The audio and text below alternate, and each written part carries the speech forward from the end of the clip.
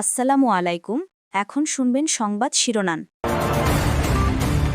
শেখ হাসিনার মামলার রায় ঘিরে টান টান উত্তেজনা। ট্রাইব্যুনালে নেওয়া হয়েছে সাবেক আইজি রাজসাক্ষী মামুনকে। কিছুক্ষণের মধ্যে সরাসরি সম্প্রচার। ন্যায় বিচারের অপেক্ষায় ভুক্তভোগী ও সন্তান হারানো পরিবারগুলো। শেখ হাসিনার সর্বোচ্চ সাজা হলেই পূর্ণতা পাবে 24-এর সংগ্রাম, বলছেন তরুণরা। রাতে রাজধানী সহ বিভিন্ন স্থানে যানবাহনে আগুন ও ককটেলের বিস্ফোরণ। নাশকতাকারী সন্দেহে কয়েকজনকে গ্রেফতার। আসসালামু আলাইকুম। এতক্ষণ দেখছিলেন সংবাদ শিরোনাম, এখন দেখবেন বিস্তারিত। দর্শক, ইতোমধ্যেই আপনারা যেমনটি অবগত এবং আপনাদেরকে শিরোনামেও জানিয়েছিলাম, 2024 সালের ছাত্র গণ অভ্যুত্থান এবং জনবিক্ষোভ সেটিকে দমনকে কেন্দ্র করে মানবতাবিরোধী অপরাধের মামলায় জুলাই গণহত্যায় শেখ হাসিনার মামলার রায় ঘিরে টান টান উত্তেজনা চলছে। এই মামলায় আরও 2 জন আসামিও রয়েছেন, সাবেক স্বরাষ্ট্রমন্ত্রী আসাদুজ্জামান খান কামাল এবং সাবেক আইজিপি চৌধুরী আব্দুল্লাহ আল মামুন। ট্রাইব্যুনালে প্রবেশ করেছে প্রসিকিউশন টিম এবং হাজির করা হয়েছে সাবেক আইজিপি যিনি রাজসাক্ষী চৌধুরী আব্দুল্লাহ আল মামুন, তাকেও। কিছুক্ষণের মধ্যেই সরাসরি সম্প্রচারিত হবে এই রায়। 11টার দিকে আদালত বসার কথা, এর মধ্যেই বিচারকরা এজলাসে ঢুকেছেন। প্রসিকিউশনের যে টিম তারাও এজলাসে ঢুকেছেন এবং এর পাশাপাশি যারা বিচার প্রার্থী, যারা এই মামলার গুরুত্বপূর্ণ সাক্ষী ছিলেন, সেই সাক্ষীরাও আসলে আদালতে এসেছেন এবং তারাও এর মধ্যেই এজলাসে ঢুকেছেন। হয়তো কিছুক্ষণের মধ্যে এই যে কাঙ্ক্ষিত রায়, যে বহুল প্রত্যাশিত রায়, যেটির জন্য সারা দেশবাসী আসলে অপেক্ষা করছে এবং বিগত কয়েকদিন ধরেই এই রায়কে কেন্দ্র করে এই ট্রাইব্যুনালের দিকে সবাই দৃষ্টি রাখছে, সেটির অপেক্ষায়, সেই অপেক্ষার পালা হয়তো কিছুক্ষণের মধ্যে শেষ হবে। হয়তো আদালত 11টার কিছুক্ষণের মধ্যে যদি শুরু হয়ে যায়, হয়তো অল্প কিছুক্ষণের মধ্যেই এই রায়টি, যেহেতু আমরা যতটুকু জানতে পেরেছি সংক্ষিপ্ত রায় দেয়া হতে পারে, সেই হিসাবে বলা যায় যে খুব অল্প সময়ের মধ্যেই রায়টি আদালত রায় দিবেন এবং সেই অপেক্ষায় আসলে আমরা সবাই অপেক্ষা করছি। এখানে স্বজন যারা রয়েছেন, নিহতদের স্বজন, যারা জুলাই যোদ্ধা, তারা আহত যোদ্ধা, তারাও এসেছেন।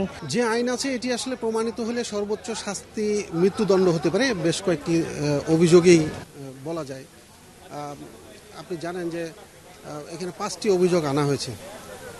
সাবেক প্রধানমন্ত্রী যিনি দেশ ছেড়ে পালিয়ে গিয়েছেন, এই মামলার মধ্যে সবচেয়ে গুরুত্বপূর্ণ যেটা বলা হচ্ছে যে দেশের প্রথম কোনো প্রধানমন্ত্রী এই ট্রাইব্যুনালে বিচার হচ্ছে এবং তার শুধু বিচারের ধরনটা যদি আপনি চিন্তা করেন যে মানবতা বিরোধী অপরাধ, মানে কতটা নৃশংসতা, অভিযোগটা কত নৃশংস হলে সেটা মানবতা বিরোধী অপরাধের পর্যায়ে চলে আসে। সেখানে প্রথম যদি আপনি সেই 16 জুলাই সেই আন্দোলনকারীদের রাজাকারের বাচ্চা বলে যে উস্কানি দিয়ে যে অভিযোগটা শুরু হয়েছিল, তারপরে আন্দোলন আপনার গতি পেয়েছে, আন্দোলন বিক্ষুব্ধ হয়েছে, তারপরে লেথাল উইপেন ব্যবহারের যে অনুমতি দেওয়া হয়েছে, হেলিকপ্টার থেকে হামলার যে অনুমতি দেওয়া হয়েছে, নির্দেশ দেওয়া হয়েছে, এগুলোর পাশাপাশি বাকি যে অভিযোগ যদি আপনি দেখেন যে আশুলিয়ায় 6 আন্দোলনকারী 6 জনকে পুড়িয়ে হত্যা, সে পুড়িয়ে শুধু নয়, তাদেরকে গুলি করে হত্যার পর তাদেরকে ভ্যানের উপরে, আপনার মনে আছে কিনা সে দৃশ্য, দেশবাসী দেখছে যে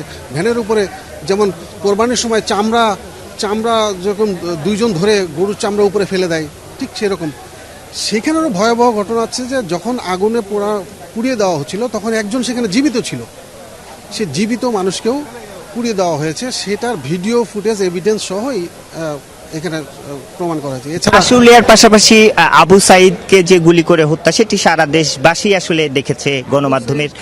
আবু সাইদের হত্যা তো সারা দেশকে নাড়িয়ে দিয়েছে। তারপরে আপনার চাংখারপুলে যে 6 জন শিক্ষার্থীকে গুলি করে হত্যা করা হয়েছে, আপনার হাতে ক্ষমতা আছে, আপনার হাতে সবকিছু আছে, কিন্তু যারা নিরস্ত্র, যারা প্রতিবাদ করছিল, তাদের হাতে কোনো অস্ত্র ছিল না, তাদের প্রতি আপনি লেথাল উইপেন ব্যবহার করার নির্দেশ দিয়ে সরাসরি পাখির মতো গুলি করে মেরেছেন। এই নজির স্থাপন করা হচ্ছে যে এরকম ক্ষমতার অপব্যবহার করলে কেউ আইনের ঊর্ধ্ব নয়। ক্ষমতা আপনি আছে, কিন্তু নন লেথাল উইপেন ইউজ করছেন আপনি নিরস্ত্র জনতার উপরে, নিরস্ত্র আন্দোলনকারীদের উপরে। এর শাস্তি কি হতে পারে, আজকে এটার একটা নজির স্থাপন করা হলো যে ভবিষ্যতে যারা এরকম রাষ্ট্রের দায়িত্বে থাকবেন, প্রধানমন্ত্রী হবেন, তারা যদি এইরকম ক্ষমতা এক্সিকিউট করতে চান, তাহলে তাদের পরিণতি কি হতে পারে সেটার একটা লেসন কিন্তু এই আজকের এই রায়ের মাধ্যমে হতে যাচ্ছে বলে আমরা মনে করছি। গণহত্যা মামলার রায় দেখতে ট্রাইব্যুনাল চত্বরে অবস্থান করছেন জুলাই শহীদ পরিবারের সদস্য এবং গণ অভ্যুত্থানে অংশ নেওয়া ছাত্র জনতা। শহীদ মীর মাহফুজুর রহমান মুগ্ধর ভাইয়ের চাওয়া সর্বোচ্চ সাজা। তার আশা রায়ের পর শেখ হাসিনাকে ফিরিয়ে এনে দেশের মাটিতেই রায় কার্যকর করা হবে। হাসিনাকে দেশের মাটিতে এনে এই রায় কার্যকর করাই হচ্ছে আমাদের সকল শহীদ পরিবার, আহত পরিবার এবং জনগণের একটা আশা আকাঙ্ক্ষা। গণহত্যার যে অপরাধী বিচার হবে সেই বিচারে তার সর্বোচ্চ শাস্তি কামনা করছি আমরা শহীদ পরিবার। শেখ হাসিনা যে অন্যায় অত্যাচার করেছে তার জন্য তাকে একবার না হাজারবারও যদি মৃত্যুদণ্ড দেওয়া হয় সেটি শেখ হাসিনার যে অন্যায় অত্যাচার আছে তার জন্য কম হয়ে যায়। তাই আমাদের আশা যে শেখ হাসিনার সর্বোচ্চ যে শাস্তি আছে সেটি রায় প্রকাশ হবে আজকে। শুধু কি একটি রায়েই শান্ত হতে পারে জুলাইয়ের ছেলে হারানো মায়ের আহাজারি? আন্দোলনে গুলিতে অন্ধ হওয়া টকবগে যুবকগুলো কি চোখের দৃষ্টি ফিরে পাবে? অথবা পা হারানো সেই ছেলে পারবে কি হাঁটতে আগের মতো? দেশের জন্য সর্বোচ্চ আত্মত্যাগ করা এসব পরিবারের কাছে শেখ হাসিনার বিচার মানে কি? চোখের পানি এখন শুকিয়ে গেছে জুলাই শহীদ নাফিজের মায়ের। সবটুকু কষ্ট এখন বুকে জমাট বেঁধেছে তার। আমি নাফিজের রুমটা হলে মুছাইতে আসতাম, খুব কষ্ট। ভারী হয়ে আসা এই মায়ের হৃদযন্ত্র আজও স্পন্দিত হচ্ছে কেবলই ছেলের বিচার দেখার আশায়। তবে যেই মা নিঃস্ব হলো চিরতরে, তার কাছে ছেলে হারানোর বিচার মানে কি? এক একটা বাচ্চার বিনিময়ে এক একটা ফাঁসি দেওয়া উচিত এবং 1400 প্রাণের বিনিময়ে 1400 বার ফাঁসি দেওয়া উচিত। কক্সবাজারে শহীদ ওয়াসিমের বাড়ির বাতাসও এখনো ভারী। ঘরের কোণায় এখনো ছেলের গন্ধ পান মা। বললেন ফাঁসি নয়, ছেলের শেষ নিঃশ্বাসে মিশেছিল যতটা কষ্ট, ঠিক ততটাই কষ্ট পাক খুনি, তবেই নামবে বুকের পাথর। আর জিল্লা করে জিল্লা করে মারি ফেলাইলে আর শান্তি পাই বাজে জেন করে গুলি করে মারি জেন করে গুলি করে মারলে তো আর তাই শান্তি। আবু সাইদের পরিবারও অপেক্ষা করছে শেখ হাসিনার চূড়ান্ত পরিণতি দেখতে। তবে শুধু একটি রায়েই ছেলের রক্তাক্ত মুখ ভুলে যাবে বাবা মা? আবু সাইদ তো আর ফিরবে না।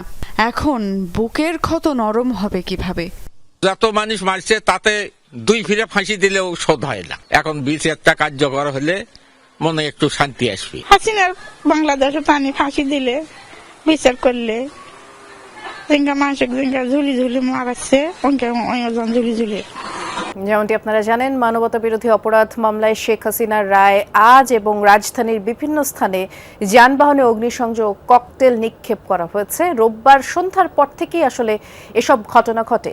রোববার রাত 9টার দিকে সেন্ট্রাল রোডে পরিবেশ, বন ও জলবায়ু পরিবর্তন উপদেষ্টা সৈয়দা রিজওয়ানা হাসানের বাসার সামনের রাস্তায় 2টি ককটেল নিক্ষেপ করে দুর্বৃত্তরা। ককটেল ফাটিয়ে তারা দ্রুত ওই এলাকা ত্যাগ করে।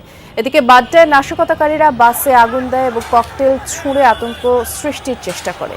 এর আগে সন্ধ্যায় পল্লবী মেট্রো স্টেশনের নিচে ককটেল বিস্ফোরণ ঘটায় দুর্বৃত্তরা।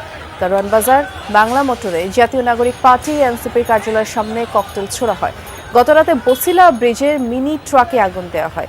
ফার্মগেট রেলগেটে চলন্ত ট্রেনে ককটেল নিক্ষেপের সময় এক নাশকতাকারীকে আটক করে পুলিশে দিয়েছে জনতা।